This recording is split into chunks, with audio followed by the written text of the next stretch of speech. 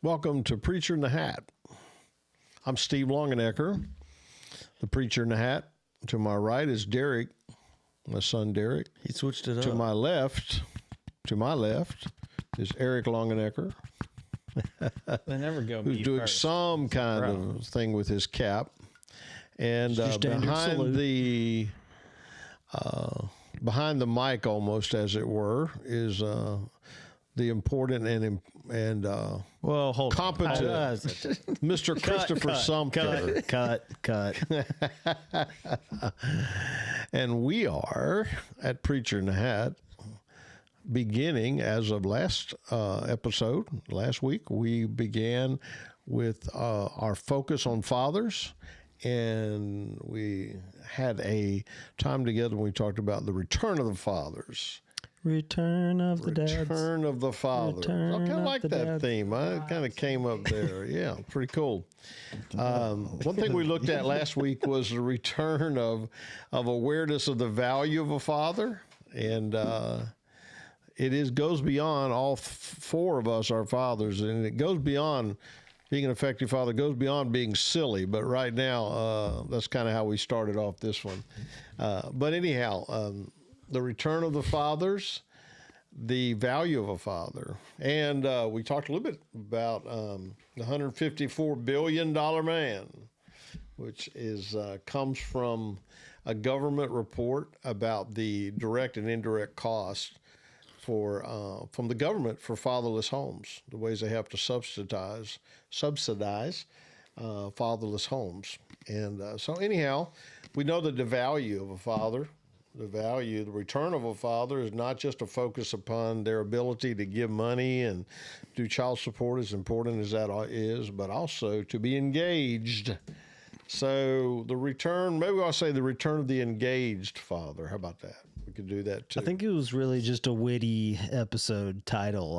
I really think it was also too late to change. Pretty cool though. We didn't, pretty cool. We didn't talk about the return of anything during the episode, but we'd kind of been on a long break, so it seemed like a snappy episode name. Last week's episode summary brought to you by Cheetos. Because there was quite a long discussion right before we came on the air, and that was brought to you by pork chops and food and stuff like that. So. And sponsorships that we don't have. Yeah, sponsorships we don't have. Companies to do ads that don't even exist. Thank goodness we're not sponsored by Cheetos. Can I just throw that out there? Oh my! Hallelujah! There you go. Want to continue on our focus on fathers tonight, and one of the things that I want us to focus on tonight is to take a look at how our culture and culture doesn't just mean something out there, but cultures can mean our families, our communities, media, our life experiences, all that kind of stuff. Can impact our view of fathering and also our ability to father, depend upon how we adopt the values, the beliefs, the traditions, the rules, the expectations, all those things having to do with fathers. The National Father Initiative has really just come out with a new curricula a little bit that I've been looking at. Talks about the 12 habits of confident fathers. I kind of like that. I like that term, confident fathers. And so we might steal that a little bit, but we'll give credit where credit is due. Chris Brown's written a book called 24/7 Dads, the 12 Habits of Confident Fathers. Chris has been doing this a long time. I've had the privilege of being trained by him at times in some of the National Fatherhood Initiative things, and he done some really good things. And one of the things he talks about, and the first one has to do with culture and how culture impacts our view of fathering and our own life experiences. In another curriculum they talk a lot about family history. But our culture is not just made up of our own family history, although that's a crucial part of it. But our culture, the way we view fathering in our culture, I think has changed quite a bit down through the years. Certainly it has. Father, I think at one time was seen as primarily a provider, and he may or may not be emotionally engaged or spiritually engaged or relationally engaged with his children a lot because he was working so much. I think that has changed some in our culture. People have an expectation now that fathers will be engaged. And so let's talk a little bit about that. So how would you say, just in general, that culture out there, our families, our communities, have not just impacted our view of fathering, but how has it impacted the view of fathering in general in our culture generally? What do you think, Eric? What are some things come to your mind? Boy, I was really hoping someone was going to kickstart the conversation. If somebody was going to start, well, Derek can jump in and go ahead of you there if he wants to. That's quite, or Chris, maybe you want to start us off. I don't really care who does. It doesn't matter. Just jump in. What do you mean? You're saying that like what we grew up in, or what, like culture now? Either way you want to go with it, be fine. Kind of what maybe you could start with yourself if you want to. We can start with ourselves. It's important we all eventually get to how culture has impacted us, not just how it impacts other people. But what about yourself? I don't think a lot about it, but I say it's kind of like monkey see, monkey do for me. You know. Okay. All right. So like when I was growing up, we just like. It's just you became what you saw. So I think if you were, I mean, we knew families that the dad was more sort of engaged, but like most of the guys I knew, fathers were, they just worked a lot, Okay. And they weren't absent in the sense that they were like out drinking, but they just were absent from the sense that they were out trying to make a living. And so what did you learn from that? The primary function of a father is is a hard worker. To be a hard worker. Provider. Okay. You know what I mean? And as long as he's doing that, he certainly met a lot of expectations, I guess. Yeah. Yeah. Yeah. Yeah. I mean, that wasn't the only thing, but it was a big thing, What about protector? Was he a protector? I mean, was there a lot of talk about that, or wasn't necessary maybe in your communities, in your neighborhood? But sometimes they'll say father's a protector of the family too, provider and a protector. I don't remember much about that. Okay. No. I just remember growing up in South Georgia that a lot of times fathers would be like, and ain't nobody gonna mess with my family. You know what I'm saying? Like the father was gonna, Yeah, I think, and also too, like I think when you're growing up, you don't really, see something. I think parents hide stuff from you, whether they mean to or not. Like you're not sitting over there as a 9-year-old, like breaking down your family unit, like why it's the way it is. Or, I mean, I'm not saying you don't pick up on stuff, but I think it's when you get older where you look back and say, oh man, that was healthy. And that was not healthy. Yeah. You know what I mean? Yeah. So that's what Chris and I were, provider and protectors, are a lot of what we heard. Although I would say that I did see fathers that were engaged relational with their kids, maybe somewhat. My dad was, but he did. I would say that really a lot of times it was, many times my dad had 2 or 3 jobs, so. Yeah, well, one thing that I was thinking, besides the fact that I wish I had a camera on me because I think I look really good tonight, but when that happened, when your dad was a protector or provider, and when he ventured over into another like element, like it stood out to me. Okay. Like I remember we didn't play sports a lot. So, but we would, like, if I had a soccer match or whatever, and he would come out, it was a big deal. Like he would be up and down the sidelines. I mean, he didn't know what the heck he was saying because he didn't grow up playing it, but it was cool for me to see him in that role. Yeah. Right. You know what I mean? There probably wasn't a whole lot of those. So when they were, they stood out. Stood out. Yeah. So you saw glimpses of him engaging, maybe even more like emotionally or connecting with. Right. What about spiritually? Did Did you feel like there was a connection spiritually with fathers and their children growing up? I didn't see a lot of that. Yeah. I didn't. I don't remember. I saw some of that though. I did see father. I mean, my dad led us in family devotions and stuff like that. That was one thing he was really engaged in with us, and he did it nightly with us, whether we wanted to or not. Yeah, pretty interesting. So we see some. But then there's a lot of families that would see provider, protector, but not emotionally and spiritually. So the expectation wasn't necessarily there. Right. How have the expectations changed?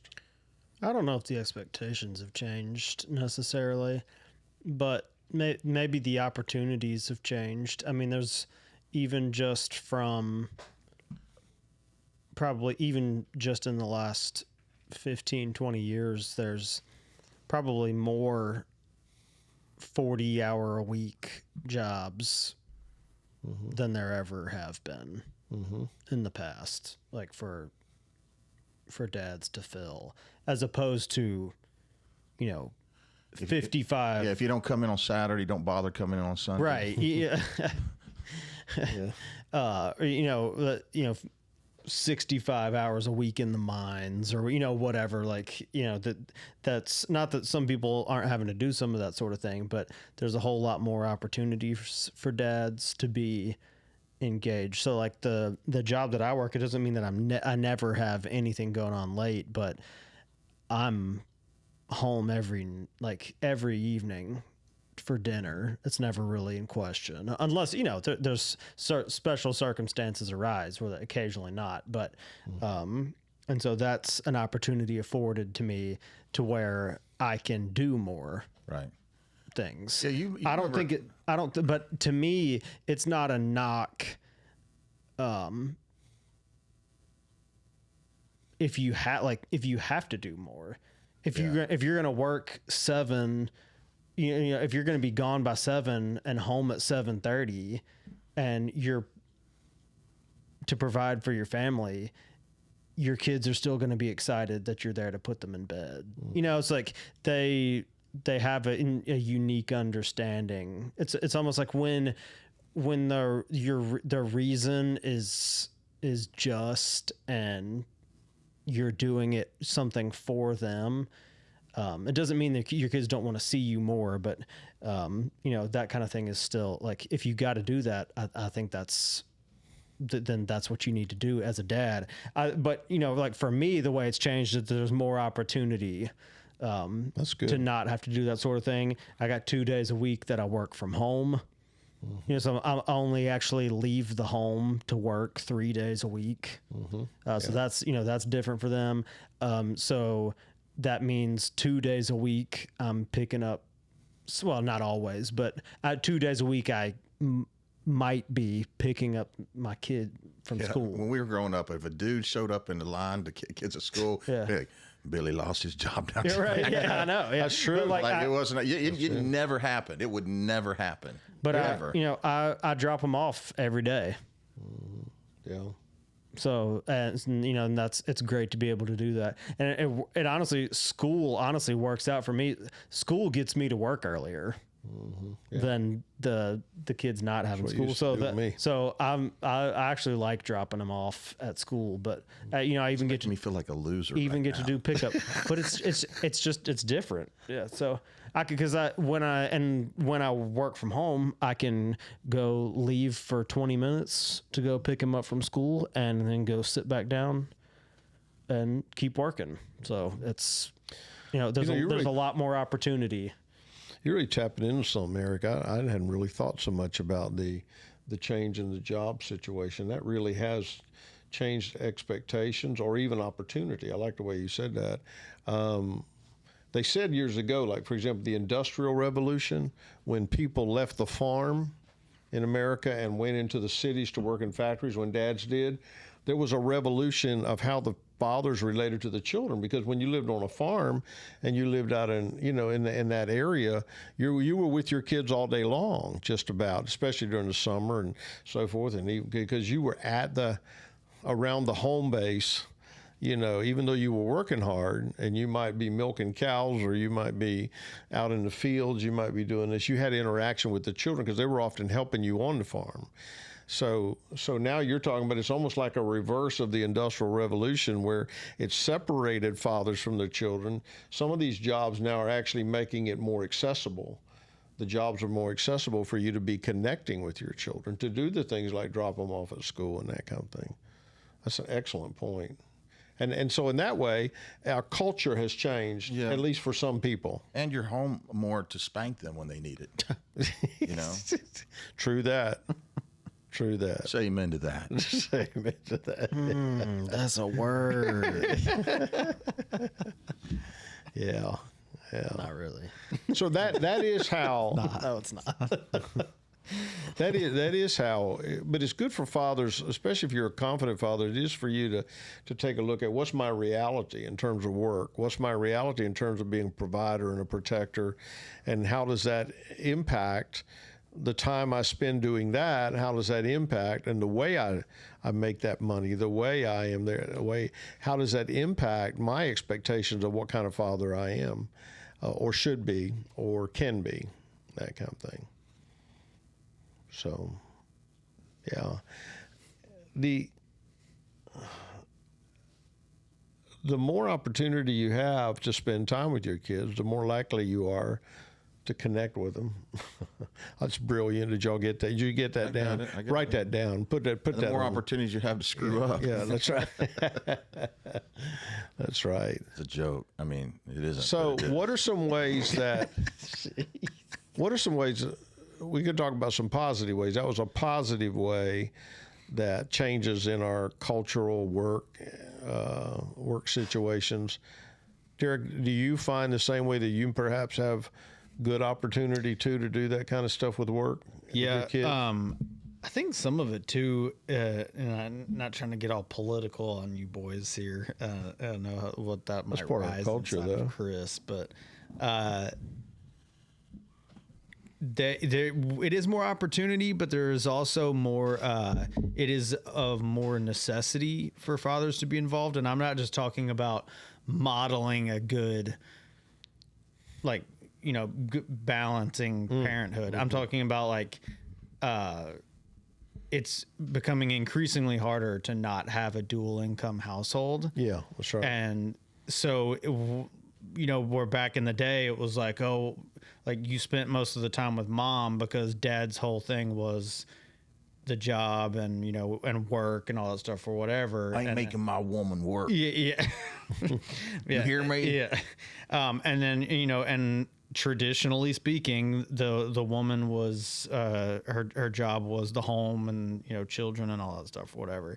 You know, we're a far cry from that now. Fresh where- cinnamon rolls. I guess, yeah. Oh, boy.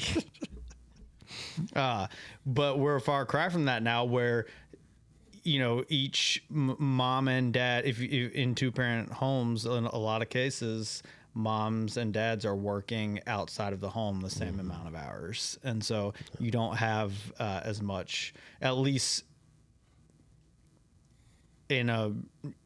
you typically not in for anything more than like something short term, you know, you're having both parents are working outside of the home. So I think that some of it is opportunity. Yes. Some of it is like, there has to be balance. It can't just be because the woman always did it that she now works a full-time job and has to take care of the kids when everybody gets home and you do nothing. Like that's not an acceptable thing. Just can't do it. And some people don't make that shift. You know, that is absolutely true. Because they grew up in a home where the mom did everything around the house. That's right. That's right. And then they go, and that's like kind of this preconceived thing that they have about marriage. Well, yeah, where because- it's like, oh well, she does everything in the kitchen, and because that's how your mom did it in 1990. It's like, well, that you know. Mom is now working 40 plus hours a week outside the home, coming home and making dinner. Right. And it's like, you don't get to just sit there while. Right. Because, you know, just you came home that, you know, if you came home back, you know, back in the day and dinner was hot when Dad came home, it's like, well, yeah, it was 6:30. Yeah, and she, you know, and she might have had a break from 1 to 3 that day or something, and that, you know, so she was able to do other things. Like now she doesn't have that break. Exactly. So get up, get off your butt, and brown some meat. Yeah, exactly. Whatever. Do, you know? It's just so yeah. Some of it is opportunity. Some of it is like you just need to get up and you know, pull your weight.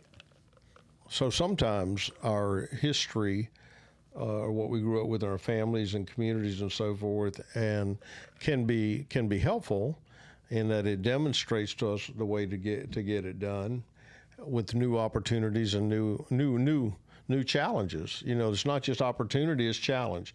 The new challenge is mom's working more than she was, you know, than my mom did, or my grandmother did, or somebody else like that. But the adjustment thing is really, really crucial in becoming a confident dad, is that you're looking at what your situation is, not just looking at, okay, that's the way it is, and that's the way it was, and that's the way it ought to be.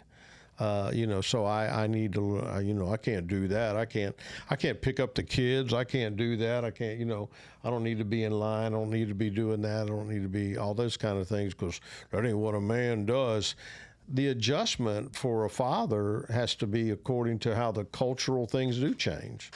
Our realities change, I guess is another way to put it, is the realities do change. The need for a two-parent income or two incomes at a home. And it also is why when somebody is not married and is a single mom, financially, oftentimes they're more likely to live in poverty, because it's not two incomes. It's not because mom's not doing her part. It's not because, you know, she's not making money. She might be, but when you only have one income as opposed to two, it just makes a difference in what you can do financially and so forth. Yeah. Cool. So there's both positive and can be negative impacts about what we grew up with. And so one of the things for fathers to be confident is to become self-aware of my own situation. Is what is my situation, and what do I need to change to adapt to my new situation, and not just, well, that ain't the way I saw it. That ain't how a father's supposed to be. Father's not supposed to be picking up the kids or doing that. Yeah, you also never, ever, ever saw kids out in public, like at the mall or anything, like just with their dad. Yeah. You know, That's right. And you know, a lot of things that, like that sort of thing that has changed is just that, you know, everything we mentioned so far is, you know, so one of those things, or I don't know if it's like if dads were maybe didn't want to do that. You know, I know a lot of dads had less time to do that sort of thing. But if you're scared to do that, get your kids out there with you. Right. My kids love it. Like, you know, now they'll always ask where mom is, but like if we, you know, if I get to have them all out by myself, you know, they really enjoy that. It's, right. You know, so my wife currently is staying at home because we had our third a little over a year ago, and so they do get, you know, they are out more often, you know, just with mom, but they, you know, they love that when you're doing the things that they also get to do, you know, or have to do. That our kids they're already at the age where they hate the grocery store, and so, you know, when they get to do things with you that they do or used to doing with mom, it's pretty cool to be able to do that stuff. And dads are equally capable of doing that sort of thing, and therefore should be doing that stuff too. So did I mention it on the podcast last week, or was that talking before or after about how about what happens? You mentioned it on. It was actually on the podcast. Okay. When you do what? Remind me. when I about the like getting compliments. Oh, yeah. on how Yeah, my you kids did mention behave. that, yeah. I couldn't remember if it was actually on air Yeah. or not, but Yeah. Well, they're still, the older people are still surprised when they see a dad that involved. and that's Yeah. that's kind of part of what I'm referencing here is just like that shift is happening, and that's okay, and it's a good thing. It's not a guys are getting more bogged down now. Oh, guys have to do more stuff than they they ever have. It's like I don't know about that. Right. That's right. I'm not sure if you if you think that I'm not sure if you'd be eager to be a dad in the 50s, working the mines, or whatever, or factories, whatever it may be. So Yeah. it's different, but I don't think it's not one of those things where it's necessarily harder. We just got new things that we're able to do and be a part of. It's I remember my dad, he used to get up in the morning and go and help open the nursery my mother owned. And then he would go to work at a meat marketplace, and he would come home, and sometimes he would go paint. But he still had time to sit down with us in the evening. You know what I'm saying? And then that blew my mind, how he had really 3 different focuses in terms of making outside money. And he was actually helping his wife, our mom, run a daycare center of 60 kids. But she was pretty busy. That was not true in the early stages of my growing up, but in the latter stages, then she did that. And that'd be true like for you guys and your mom, is that she didn't work outside the home. She did when we first got married, but then when kids came, she didn't. That was her choice. She wanted to. Until then, y'all were a little bit older, and she started when we went to high school. Yeah, when we went to high school is when she got back out, and she loved it, and she loved doing it. She loved having the extra money and that kind of thing. That was good, and I loved it too. But yeah, so you have to adjust. I guess maybe one thing we say is flexibility is real important. Flexibility and taking a look at the reality of your situation and not just getting stuck in some groove about what a father is for all time. There are certain things that a father is for all time to his children. Raise them in the nurture and admonition of the Lord.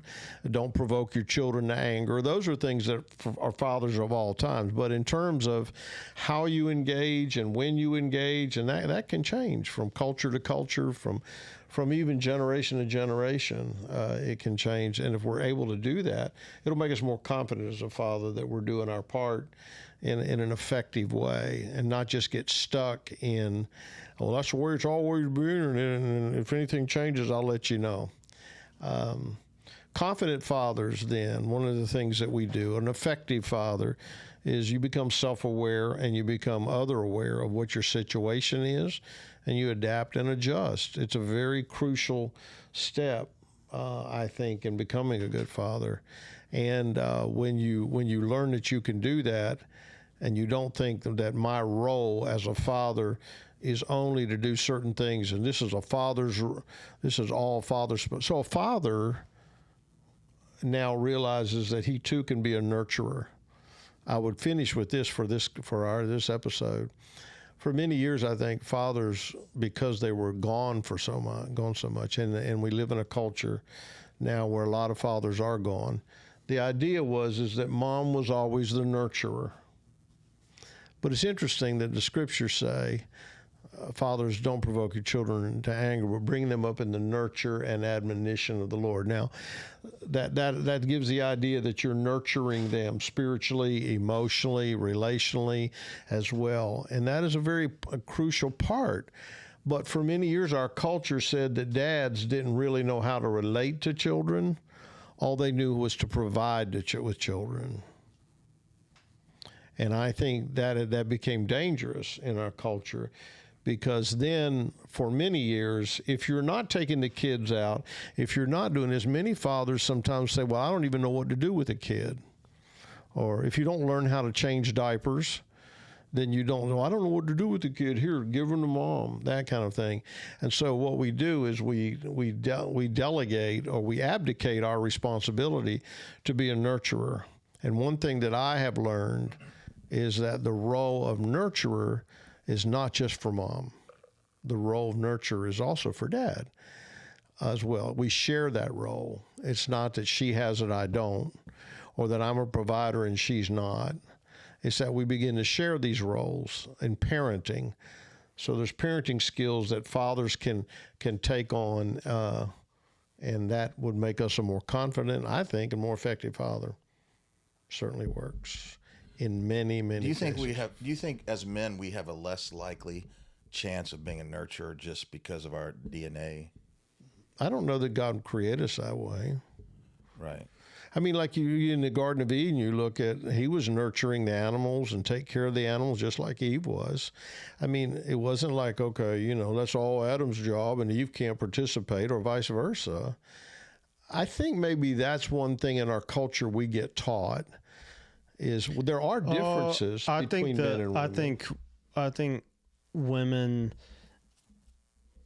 when they're, especially in those early months of being a mom, the baby's going to the infant is going to bond to them super quick. And so mom really is probably taking a much larger nurturing role In that point, yeah. in that point in time. And so I know, like, for most of my kids, or not most of them, all three of my kids, I would say, that the connection really starts to build with dad, like as they become more aware, or like locking in eyes and, you know, grabbing that kind of thing, because I don't have that. I didn't have as much of that right there with me, you know, meeting your needs kind of thing for the immediately for those, you know, first 4 to 6 months, really. So there's a different, I don't know. Yeah, I think some of that nurturing is probably a little bit more instinctual, maybe for moms. And I think at the because beginning. of that, Yeah. those early months. Like we've kind of noticed, like at the house, if a kid falls down or something like that, you know, my wife is much better at being with them and them, like, and snuggling them if they're, Yep. you know, Michaela, crying and in pain or whatever. And my, you know, initial thing is like, let me show you how we can bounce back from this. Right. Let me show you how we don't have to cry for 5 minutes. We don't, you know, and so, you know, sometimes, you know, my wife will rightly correct me and say, you know, hey, they just for like 2 minutes, let's just let them cry. Yeah, let them cry. And so I think some of that for them is they're sure, and I don't know, maybe it's just person to person and not like gender roles or something like that, because I'm sure it varies, but she's much more like, let's sit in this for a second. Oh, well, I'm like, I want to help you learn how to whatever, fill in the blank. Yep, because I'm kind of the same way, especially as I get older. My initial thing is like that's not a necessary response. Yeah, like, you know, like you're okay. You know, that's your initial thing. So I totally understand what you're saying there. I think maybe what you're saying is that I would say nurture is not just comfort. You know, and nurture is not just comfort. But I think that kind of thing can also be an indicator of that strength is what I was trying to say. Right. So when we learn to nurture, it's how fathers nurture, how mothers nurture. And one of those things is an effective, confident father learns how to handle emotions, his own and those of his children. And so next time, we're going to take a look at that. How is fathering a part of helping us? How is it necessary for us to be self-aware of our own emotions, our own connections, and how we then can assist our children and our spouses and so forth in co-parenting and handling emotions. And you used a great example of that, of how you respond and how your wife responds to when a child goes through that. So Thanks, guys, for taking a look. Self-awareness of what our culture has taught us and being flexible enough to learn new things and new ways of how to adjust to new realities. For Eric, Oh yeah, go ahead. you I was had, gonna kick us out. That's fine. take us out, man. Please take us out. For Derek and Steve, Chris behind the cameras. My name's Eric. This has been Preacher in the Hat. Go Dads.